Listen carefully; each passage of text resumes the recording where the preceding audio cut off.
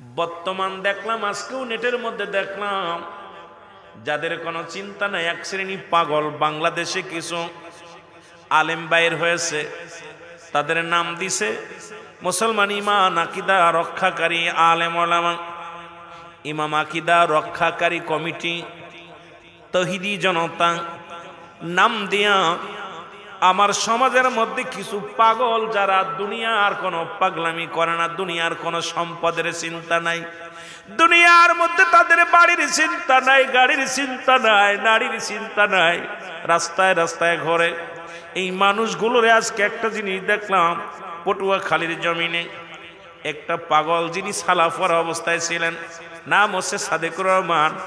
এই পাগলটাকে নেটের মধ্যে দেখলাম, বাবা কিছুদিন আগে তার মাথার চুলগুলো কামাইয়া ফ্যান শার্ট পরাইয়া দিছে, তার গায়ের মধ্যে সুন্দর শার্ট লাগাইয়া দিছে। এই লোকটা কেউ খাবারও দেয় না, তাকে কি করেছে, পিটায়া পিটায়া হত্যা করেছে, তাকে ভালো মানুষ মনে করে। উনি রাতের অন্ধকারে ওইখানে যায়, যখন ব্যাটারি চার্জ দেয় অটো গাড়ির মধ্যে, এখানে যে বসে আছে অটোর চার্জ দেওয়ার যারা অটো গাড়ির মালিক, এরা চোর মনে করে, সন্দেহ মনে করে।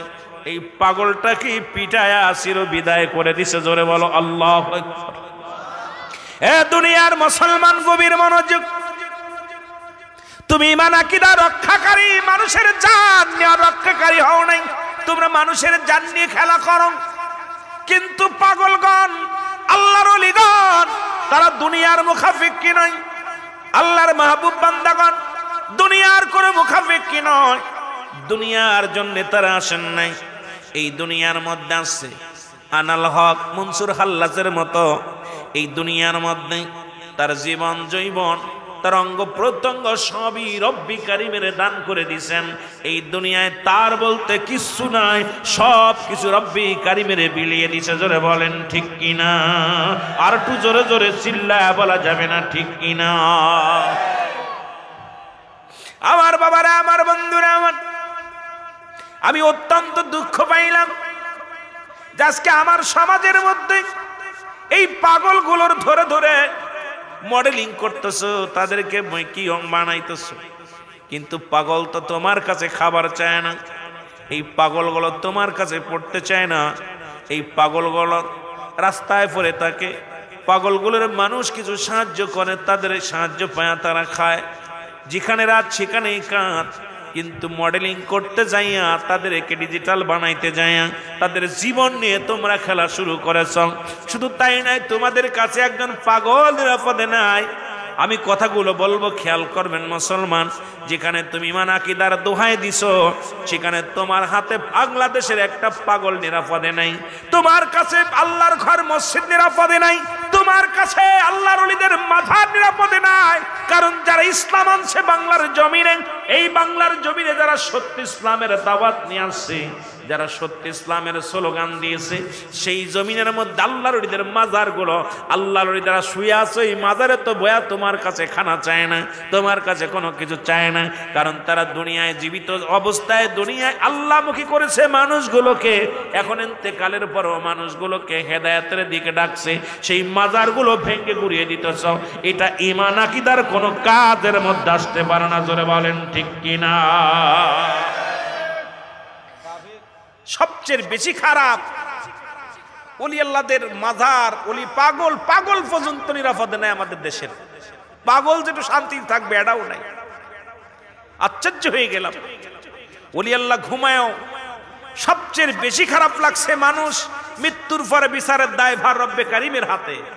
আমার দেশের ঈমান আকীদার কিছু ভাইয়েরা বাইর হয়েছে, মরার পরে দায়িত্ব নিছে বিচারের, ঠিক কিনা? মরা পরে এরা ফেরেশতা জিগাইব কি অবস্থা। আগে আইব নুমান ফেরেশতা, এরপর আপনার কেরামন মুনকার নেকির ফেরেশতা আইব কবরে, সল জব হইব, রব্বে কারিম বিচার করব হাসরের ময়দানে। তা আমার অল পৃথিবীর ইতিহাসে কোথাও দেখি নাই যে মানুষ মারা গেলে কবর থেকে উত্তোলন করে তারে আবার পুরানো হয়। এটাও আমরা দেখলাম দুনয়ন ভরে, যেটা রাসূলের জামানায় হয় নাই, বর্তমান বাংলার জমানে হয়েছে। তাহলে এই ঈমান আকীদার গ্রুপের হিংসুটে মন থেকে আমরা কেমনে বাঁচবো? জোরে বলেন ঠিক কিনা? এদের থেকে বাঁচা সম্ভব? মরেও শান্তি নেই। মরেও শান্তি নেই। সাবধান বলি প্রেমিক ভাইয়েরা, আমি আপনাদেরকে অনুরোধ করব, ইসলাম প্রিয় ভাইয়েরা, এই সমস্ত ধোঁকাবাজ ইসলামের মধ্যে ঢুকে তাদের দেখলাম তাদের ওলি আল্লাহদের মাজার ভাঙতেছে আর সেখানে লুটতরাজ হচ্ছে। আমার আশ্চর্য হইলাম, ওলির মাজার ভাঙছে, সেই জায়গায় গরুগুলো নিয়ে যাচ্ছে, হাড়ি পাতিলগুলো নিয়ে যাচ্ছে, সেখানে দেওয়াল ঘড়ি খুলে নিচ্ছে, সেখান থেকে এসি পর্যন্ত খুলে নিয়ে যাচ্ছে। তাহলে এরা ঈমান আকীদা রক্ষা করলো কেমনে করে আমার বুঝি আসে না। জোরে বলেন ঠিক কিনা? আমি কি মিথ্যা কথা কইছি না আশা কথা কইছি? হ্যাঁ, এটা মাজার ভাঙতে গেছে না লুট করতে গেছে? জোরে বলেন। লুট করতে গেছে। এটা আমাদের এখন আর বুঝতে বাকি নাই যে তোমরা আসলেই সবাই পেট পুজুরি, তোমরা ঈমান আকীদার জন্য নয়, তোমরা আসলে দুনিয়ায় দান্দাবাজি করার জন্য। জোরে বলেন ঠিক কিনা? একটু মহব্বতের সঙ্গে দুরূদ শরীফ পড়ুন। আল্লাহুম্মা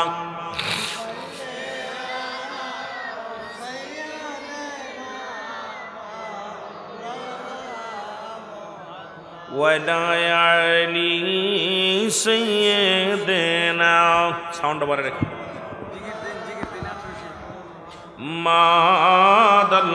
মাদাল্লাহুম্মা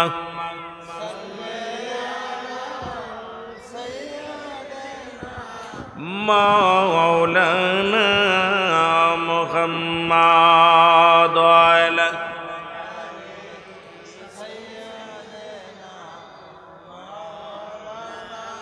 এ দুনিয়ার মুসলমান,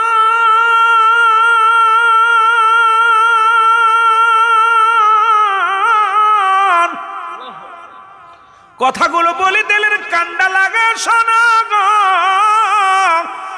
সিলেট বিভাগের ভাইরা শাহজালাল ইয়ামানি জমিনের মধ্যে আগমন করবে। মুসলমান ইয়ামেন শহর থেকে মুসলমান ভারতবর্ষ হইয়া মদিনা হইয়া আসলেন। কোথায় আসলেন? বাংলার জমিনে। কিসের দাওয়াতের জন্য? ইসলামের দাওয়াতের জন্য। শাহজালাল ইয়ামানি এই জগতের মধ্যে যখন আসলেন, মুসলমান গৌরগোবিন্দ ঘোষণা করে দিলেন, এই সিলেটের জমিনে কোনো দাড়িওয়ালা ঢুকতে পারবে না, কোনো টুপিওয়ালা ঢুকতে পারবে না, কোনো দাড়িওয়ালা টুপিওয়ালা পাঞ্জাবিওয়ালা এই জমিনের মধ্যে ঢুকতে পারবে না। এমনকি সিলেটের জমিনে যদি কোনো দাড়িওয়ালা প্রবেশ করে, যে সাহায্য করবে তাকে কতল করা হবে। যে এই জমিনের মধ্যে টুপিওয়ালা আসবে তাকে সাহায্য করলে তাকে কতল করা হবে। এই সিলেট বিভাগের ভাইরা, হবিগঞ্জের ভাইরা, একটু দিলের কান্ডা লাগা শুনে নাও। আজকে দাড়ি মুখে টুপি মাথায় পাগড়ি মাথায় চলো, শাহজালালের সঙ্গে তোমরা বেয়াদবি করো, শাহপরানের সঙ্গে বেয়াদবি করো, আল্লাহর ওলিদের সঙ্গে বেয়াদবি করো। কথাগুলো না বললে বুঝতে পারবেন না। শাহজালাল ইয়ামানি চলে আসলেন 360 জনা উলিয়া নিয়া সুরমা নদীর কিনারায় বসে আছে। রব্বে কারিম ডাকতে বলে, শাহজালাল রে, আমি পাঠাইলাম দিনের দাওয়াত দেওয়ার জন্য, ইসলামের দাওয়াত দেওয়ার জন্য। কারণ ওই কোথায় সিলেটের জমিনে আজান হয় না, সিলেটের জমিন ইসলাম মানুষ বোঝে না, সবাই ইসলাম থেকে মুখ ফিরিয়ে নিচ্ছে। এই সময় তোমাকে আমি পাঠাইয়া দিলাম ইসলামের দ্বারক বাহক হিসেবে। শাহজালাল ইয়ামানি চলে আসলেন। সুরমা নদী কেমনে পার হবে? নৌপথ বন্ধ, বিমান পথ বন্ধ, সমস্ত নদী ঘাট সব বন্ধ হয়ে গেল, রাস্তাঘাট বন্ধ হয়ে গেল। এমনকি নদীর নৌকাগুলো তার মালিকে যার যার ঘরে নিয়ে যার যার বাড়ির কিনারায় নিয়ে রেখে দিলেন। শাহজালাল ইয়ামানি যখন আগমন করলেন সুরমা নদীর কিনারায়, দাঁড়ায়া দাঁড়ায়া চোখের পানি ছেড়ে কান্দে, রব্বে কারিম, আপনি আমাকে দাওয়াতের জন্য পাঠাইলেন সিলেটের জমিনে, এখন আমি পার হব কেমনে করে? রব্বে কারিম ইলহামের মাধ্যমে জানা দাও, শাহজালাল চিন্তা করো না, আমি পাঠাইলাম তোমাকে ইসলামের দাওয়াত দেওয়ার জন্য সিলেটের জমিনে। সুতরাং ভয়ের কোনো কারণ নাই, চিন্তার কোনো কারণ নাই। তুমি 2 রাকাত নামাজ পড়ো। 2 রাকাত নামাজ আদায় করলেন এবং শাহজালাল গাড়ের সেই সুরমা নদীর উপরে নিজের রুমালখানা ফেলে দিলেন, জায়নামাজ ফেলে দিলেন। একজন নয়, 2 জন নয়, 360 জন উলিয়া সুরমা নদী পার হয়ে গেছে। জোরে জোরে চিল্লায় বলেন মারহাবা। শুধু কি তাই নাই রে মুসলমান, গভীর মনোযোগ। আমি আপনাদের কয়েকটা কথা বলে গেলে বুঝতে পারবেন। আজকে যারা দাড়িওয়ালা টুপিওয়ালাদের বিরোধিতা করেন, যারা দাড়িওয়ালা টুপিওয়ালা যারা ওলি আল্লাহদের বিরোধিতা করেন। তাদেরকে যা বোঝানোর জন্য কথাটা বলে যায়। শুরু হয়ে গেল কোথায়? সিলেটের জমিনে। শুনেছেন গৌরগোবিন্দর নাম, শুনেছেন বোরানুদ্দিনের নাম, ঠিক কিনা? বোরানুদ্দিনের নাম শুনছেননি? ও যুবক, রব্বুল আলামিন অনেকদিন বোরানুদ্দিনের কোনো ছেলে মেয়ে হয় না। শাহজালালের কদমে গেলেন, দোয়া চাইলেন, আল্লাহর ওলির কদমের মধ্যে জাফর। দুয়ার বরকতে রব্বে কারিম একটা সন্তান দিলেন, পুত্র সন্তান হলেন। উনি প্রতিজ্ঞা করলেন, সুন্নাতে রাসূল আমি আদায় করব, আকিকা করব, সন্তানের জন্য একটা গরু কোরবানি করলেন। সিলেট বিভাগের ভাইরা, হবিগঞ্জের বাবারা, এ বাবারা শুনে নাও, ভালো করে শুনে নাও। উনি একটা গরু কোরবানি করবেন, যে কথা সেই কাজ। যখন ওনার দুনিয়ার মধ্যে সন্তান দুনিয়ার মধ্যে আগমন করলেন, ওনার কলিজার টুকরো সন্তানের জন্য একটা আকিকা করলেন। সুন্নাতে রাসূল 7 দিন পরে নাম রাখলেন। সন্তানের বয়স যখন 7 দিন, এই বয়সে একটা গরু কুরবানি করিয়া উনি আকিকা করলেন। এ মুসলমান গভীর মনোযোগ, এই গরুটার চামড়াগুলো, শিংগুলো, বডিগুলো, গোশতগুলো রেখে বাকিগুলো মাটির মধ্যে লুকায় রাখলেন। এই মাটি দিকে খুশি উঠাইলেন, কোথায়? কুকুরে এবং কাকে উঠায় একটা টুকরা নিয়ে মুসলমান বোরানুদ্দিনের বাড়ির সামনে ফেলে দিলেন, গৌরগোবিন্দর বাড়ির সামনে ফেলে দিলেন। আমার বাবারা, আমার গভীর মনোযোগ। এবার বোরানুদ্দিনের খবর পাইয়া কোথায়? গৌরগোবিন্দ যখন খবর পাইলেন আমাদের দেবতারে ফিরে পূজা করছে, কে মারছে বাবারা আমার শুনে নেন, ভালো করে দিলেন কান্ডা লাগায় শোনেন। খবর শুনতে শুনতে তখন পাইলেন, এলাম পাইলেন কোথায়? এই জমিনের মধ্যে বোরানুদ্দিন তার ছেলের জন্য গরু জবাই করে কোরবানি করে কি করেছে? আকিকা করেছে।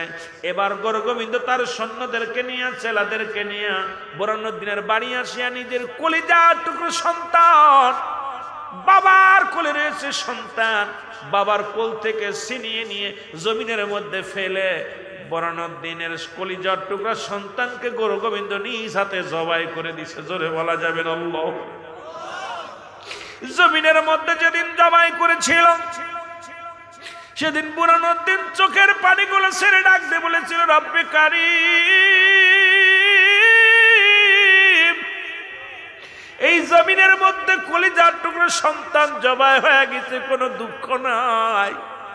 এই জমিনের মধ্যে আমি গরু জবাই করেছি, তার প্রতিশোধ হিসেবে আমার একমাত্র কলিজার টুকরাকে জবাই করলো। আল্লাহ তুমি এমন একটা দিন দিও যেন সিলেটের জমিনে হাজার হাজার গরু কোরবানি হয়। এই সিলেটের মানুষজন এমন একটা বাংলার জমিনের মধ্যে শ্রেষ্ঠ কোরবানি করতে পারে। মুসলমান শুনে নাও, শুনে নাও। আজকে যারা গরুর গোশত খাও, আজকে যারা ওলি আল্লাহদের বিরোধিতা করো, ওরে সন্তানের বিনিময়ে আজকে গরু জায়েজ করছে সিলেটের জমিনে, সেই ওলিদের বিরোধিতা যারা করে, আমি মনে করি এদের মতো মুনাফিক আর দুনিয়ার মধ্যে কেউ নাই। জোরে বলেন ঠিক কিনা? একটু জোরে জোরে মোহাব্বতে দুরূদ শরীফ পড়ুন, আল্লাহুম্মা